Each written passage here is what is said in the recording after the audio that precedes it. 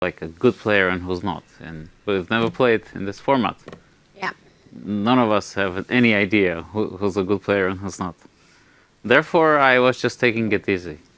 I just thought to myself, okay, probably Magnus should be a good player, but the rest of us are more or less equal. All right, well, you did manage to get the warm-up in, and congratulations on the win today and going into the semis. All the best for tomorrow, Thank you so much. Great game today.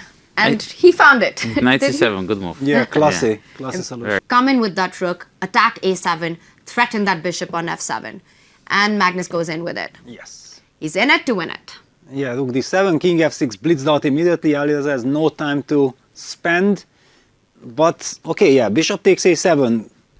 And what's wrong? Nothing is wrong. Yeah, bishop a7. The big question is really, do we have the heart to give up this lovely bishop for just this pawn? Because black's knight on b5 is also so vulnerable. And but okay, if we can cash in, we should cash in.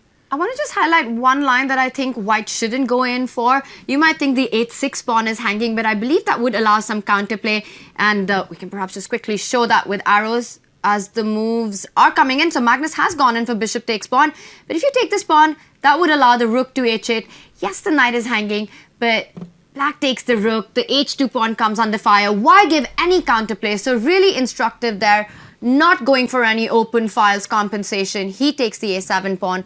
Also, it's the b passer that you really want. The h6 pawn doesn't matter at all because black's one pawn takes care of these two pawns. Yeah, exactly. So Alireza captured the bishop, knight takes a7, rook takes a7, and blitzed out the move bishop g6. He's trying to get some heart. The e pawn remains guarded. I'm thinking about, okay, he's reaching out and he goes Rook for rook a6. to a6. Yes. So e4 is bishop. Let's just have that on our board. Rook a6. At least for the time being, he stops the idea of e4 because there's a discovered check. So King g5, yeah, would be normal. this is the whole point of Magnus's last move, and king g5 has been played. So again, getting in the idea of e4. That rook, he will never have time because then white's b pawn will be way too fast. Now it's kind of interesting. Yeah, Magnus. He's going for the trade of the rooks, and that's very interesting because he first put the king on Exactly. g5, far away from the center of the board. If you could show that with arrows, the king from f6 could have stepped up to e5 once the e-pawn moves forward. But really, then rook b6 is an alternative. That's what, and it's on the board. He plays it. Yeah, simply the bishop endgame now with the king on g5, that crucial tempo was clearly decisive. So good or bad, you have to keep the rooks on the board. Rook b6. The bishop's attacked, and really nice point there because b5 would be the hand move that you'd really want to make. But you have to see one move ahead, and what's the follow-up after? They're always a bit more tricky, but bishop d5 also makes a lot of sense. So if black goes rook d6, you can go c4. And if e4, well, yeah, again, the question, how do you deal with this? But this pawn, it can be allowed forward, and you can also start pushing your own pawns and not see any ghosts. In either case, Carlsen to play in this position after he goes It's on for the board. b5, He's going yes. for the most direct approach. Yes, and it makes perfect sense because if you calculate the line and you see that you don't have to worry about the e-pawn and that rook on b6 anyway is completely dominated by the bishop on c6, then you just do it. Yeah, bishop d3, we're going to see rook a5, e4, king b3. All these moves will happen. And white is just in time getting c4 in and freeing this rook to come back to a1 because the pawn from c4 will defend the pawn from b5. Yeah, beautiful technique by Magnus. But Beautiful calculation as well, you know, there's technique, there's precision, and he's showing the most direct path forward. And Peter, even the heart rate, it just tells the story. And Magnus is just always on baseline, at 80, between 80 and 85. Alireza touching the 120 over mark here. And we're seeing the exact line that Nicholas pointed out being played out. We were actually discussing this one. yes, e4, king b3. Yeah, the king b3 is the key move. Yeah, Yes. that you have to understand, you have to foresee you're that in time. you have the right to waste that extra tempo because it's desired to get you a mistake rushing things. Yeah, just because you think like I'm winning, let me blitz out. Why? Why on earth? Yeah, and slowly he took his time and of course played the move king b3. He has already settled in that, yeah, that's it, I have done the job. look at this, yeah, out of desperation, clearly Alireza pushes the pawn to e3, but normally if you believe that e3 is good, you would have pushed it immediately. Yeah, the reason why Alireza has spent time, because he was hoping for counterplay. It looked like, yes, the position is lost, but there are chances. However, now it's obvious that acknowledge that, yeah, I had a losing position and it's going down. Yeah, king f5 played, okay, it does not change much. Now white will play. One of the approaches we highlighted, I really like the activation of the rook a8. And there's a cute little line that I want here to point out, maybe bishop e4 now still. And then white can go rook f8 check, king g5. And black was relying on to play e2 and the pawn cannot be stopped. However, white has to move rook f5 check. And the king is forced to g6 and now he can play a discovered attack and collect this pawn. So one of the subtleties in the position. So probably what black has to do is the line that you pointed out, Tanya, e2, rook e8, stopping the pawn from behind. You always want your rook behind the pawn, your own and the opponent's one. Rook b8, trying to deflect the rook, but the rook just stays on the e-file, stopping the pawn. And what is going to stop these white pawns? Nothing. Black has no counterplay, it's completely tied down. I mean, king c3 is also coming. This is just resigned territory. So Magnus will calculate it through. I would expect him to go rook a8, but other moves like king c3, or maybe also king b4, or rook a1, or rook a7 are also all possible. There are many, many ways to victory here. Carlsen on his way to bounce back, but again doing that thing which top chess players always find it so instructive, to just slow down, to not rush these moments through, to take your time to precisely. You don't need 3 lines to win, you just need 1 line. You just need to be 100% sure about the one move that you want to play. So calculate your way forward, and we see the arbiter stepping in. What happened?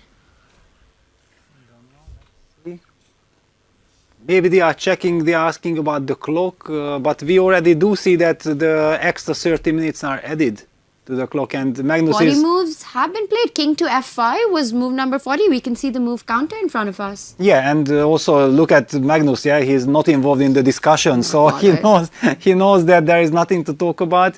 He's just focused on the position. The point is that Alireza, because he was in time trouble, he was not writing the moves. So he might have asked the arbiter that, please provide me with the moves, because this is the old classical system, yeah, that if there are no increments, then in the last 5 minutes in the time trouble, you are not supposed to write the moves. Then the arbiter writes instead of you, he gives the score sheet, and then the last 10 moves you can nicely, and this is what Alireza is now doing.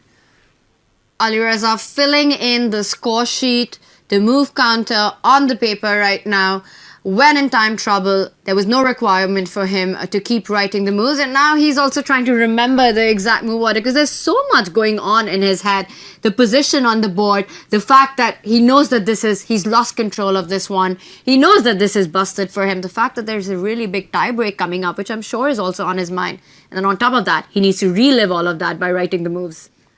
Yeah, well, actually, because we even don't know the rules, that how much time is there between the games, right? We'll get an update, Peter. And yes, that will be nice. And in this regard, for example, Alireza can also trick with the time. Yeah, if he feels uncomfortable, he feels that he's still tensed, he does not need to design. He can actually just go to his own private room, have something, calm down, and then when he feels ready that, okay, now I have already kind of forgotten everything that happened, I just go on to shake hands. Yeah, there are different strategies. I haven't seen it ever happen before. So what you're saying is that Alireza might just go chill in his player's booth for the next 29 minutes on the clock? No, not that. If he's not satisfied with, if he's anyway satisfied that he thinks that those 10 minutes or 15 minutes are enough for him to get his composure, yeah, that he just calms down and is ready to take to a new position, because let's not forget, it's not only a rapid game, but it will be a new position and new challenges, and you don't want to carry the negative emotions with you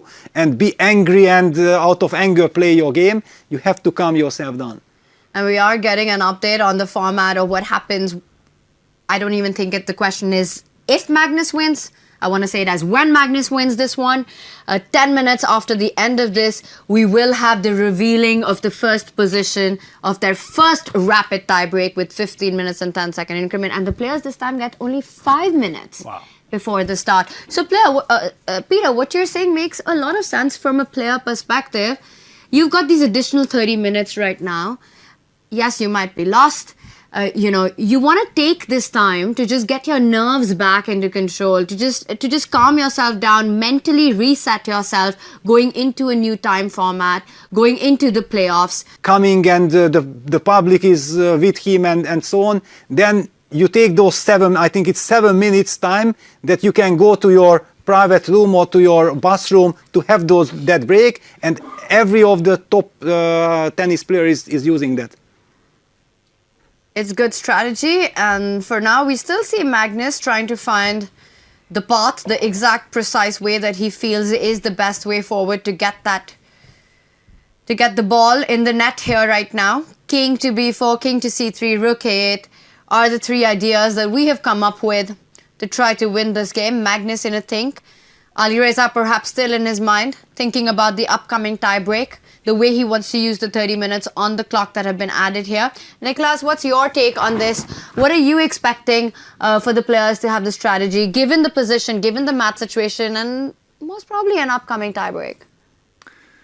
I think what Peter was saying makes a lot of sense, to take some time to calm yourself down, to prepare mentally for the tiebreak, which will be very, very tough, of course, going in 2 rapid games. You only have 5 minutes to prepare for a new position, because we will see 2 more new positions if it does reach the tiebreak. And we see a move now, and it is the move rook a8, which is one of the many ways for Magnus to continue, and is also the move that one of the moves that we expected. The rook slides over, becomes active, limits the black rook, which is completely trapped right now. The rook can head behind the e-pawn, and there's really not much for Firouzja to do. We can see it in his body language as well. It's just a question how long he will take until he maybe resigns, how many more moves he will play, how much time he takes. And I think Peter made a really valid point. If you have such a difficult tiebreak ahead, you might as well take some time here to have more break, to have more rest, to maybe think about it mentally, what your plan, what your approach is going to be. So we'll see what Firouzja will do, but in either case, it seems to be that he's just going through the motions now, and it will not last many more moves until he resigns. Yeah, my prediction on that is that I don't believe Alireza will take too long. I think that he will perhaps a couple of minutes, maybe 3 or 4 minutes, but I don't think he's looking at a long wait. I think he already knows what's going on. He's been thinking about it.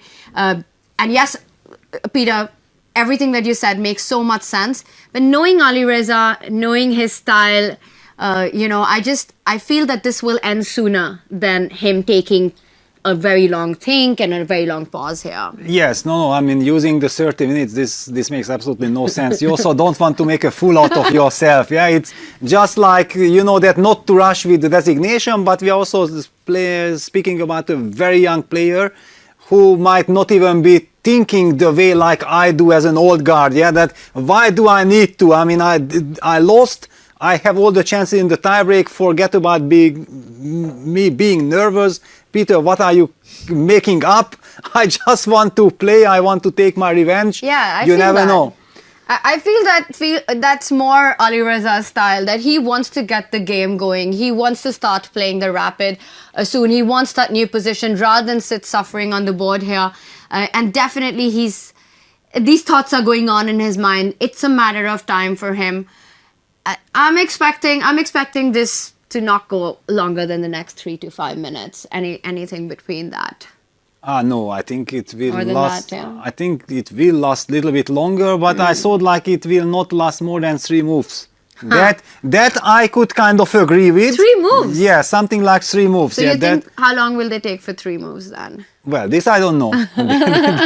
don't ask me for such predictions, but I do feel like in the position, Alireza might find some small resource which he still wants to kind of, let me try it.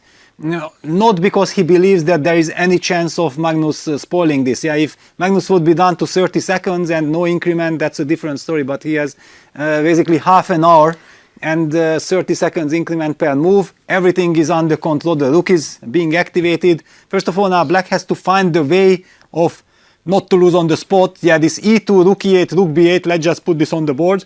This is a very important line. Yeah, rook b8 seems like Black is activating that rook, but like Nicholas... Don't take this rook. Yeah, don't do that. Don't do that. But of course, rook e3 is played. In that case, yeah, rook is coming back to e3. And you're going to play king c3 next. Resignation. And Alireza resigns and... Did he? Oh. No, he I think he just extended his What hand. was that? He extended his hand for something, whether he wants to make a move. What was that? Oh, he was reaching out for to the make e-pawn. a move.